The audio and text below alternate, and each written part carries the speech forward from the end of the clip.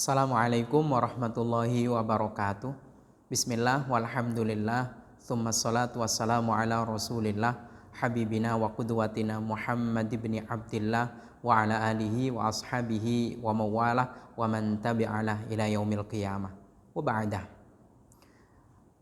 Ada permintaan agar saya menjelaskan tentang satu hal yang krusial ketika kita kembali ke rumah, yaitu dalam rumah tangga. Apa itu? Kita mulai dengan membaca firman Allah Subhanahu wa taala berikut ini. Surat Al-Furqan ayat 54. A'udzubillahi minasyaitonir rajim.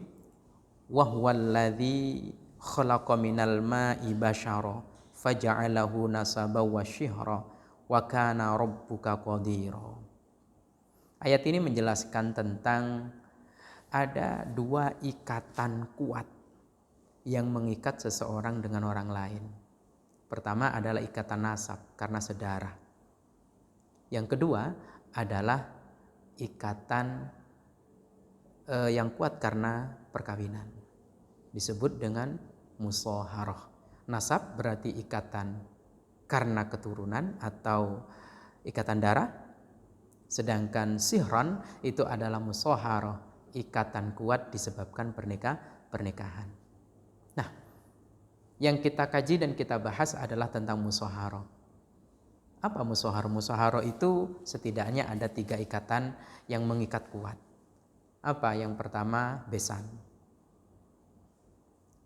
Besan, ya. Yang kedua adalah mantu mertua, mertua mantu.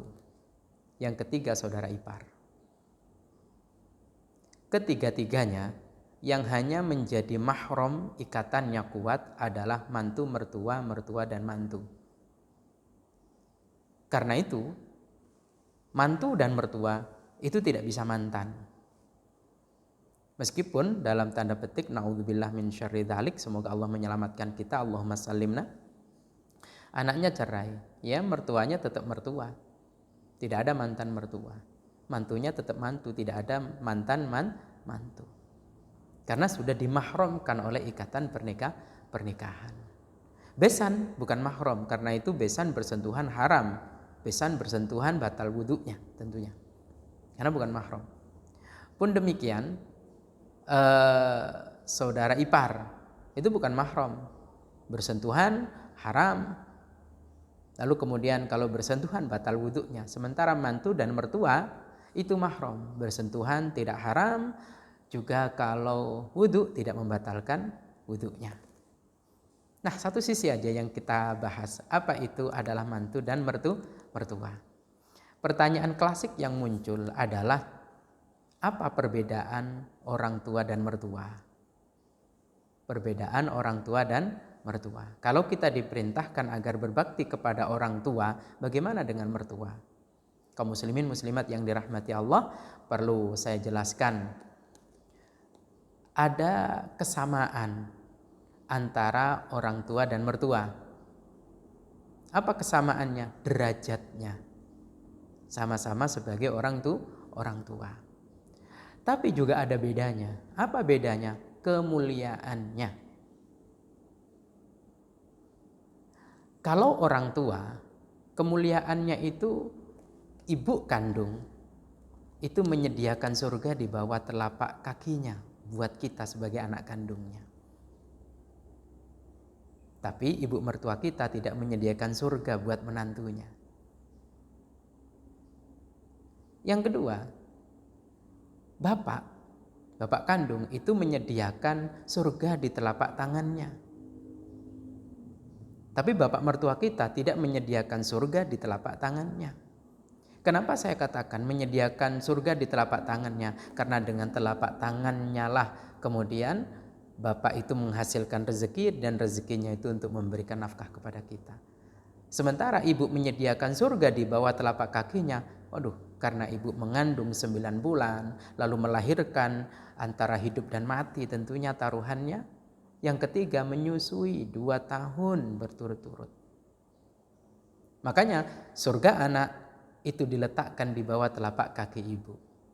Surga anak diletakkan di telapak tangan bapak. Kenapa? Dengan jerih payah, dengan keterampilan, dengan karya dengan ikhtiar sang bapak, dengan tangannya yang mulia, bahkan tangannya sampai ngapal kasar, untuk apa? Untuk anak-anaknya. Ini kemuliaan yang tidak ada pada mertua. Jadi derajatnya sama, kemuliaannya berbeda. Karena derajatnya sama, ya tetap kita bakti wajib. Cium tangan, ngomong santun, memuliakan, ya, tidak boleh membentak dan seterusnya. Gitu. Sedangkan mertua, kenapa? Itu derajatnya sama dengan derajat orang tua.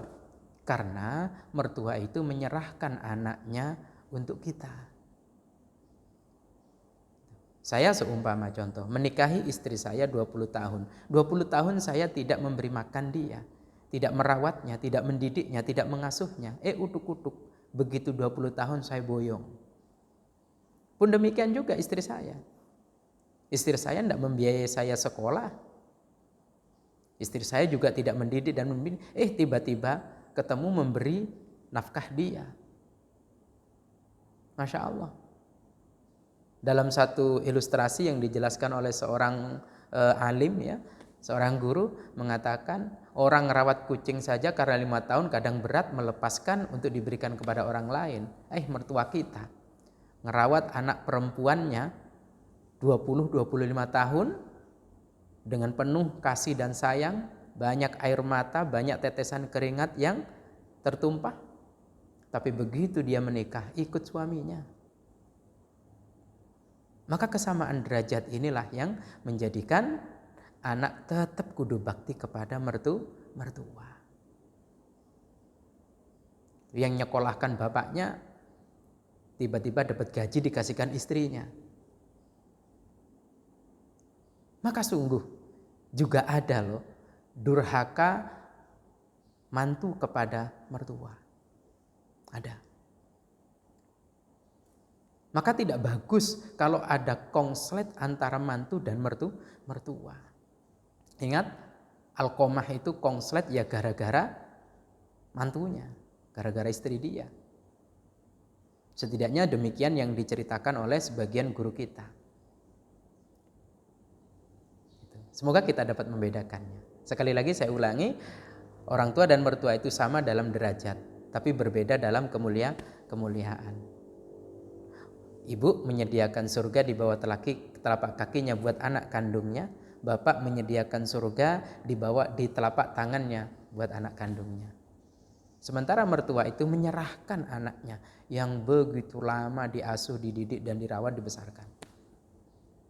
Maka derajatnya sama, kemuliaannya yang berbeda. Kalau mendoakan sama seperti seorang nabi mendoakan umatnya. Masya Allah. Satu lagi yang perlu saya sampaikan. Apa itu? Tentang tanggung jawab memberi nafkah. Kalau ada orang tua kok tidak memiliki penghasilan, ya, udah sepuh tidak bisa ikhtiar, maka anak berkewajiban memberikan nafkahnya.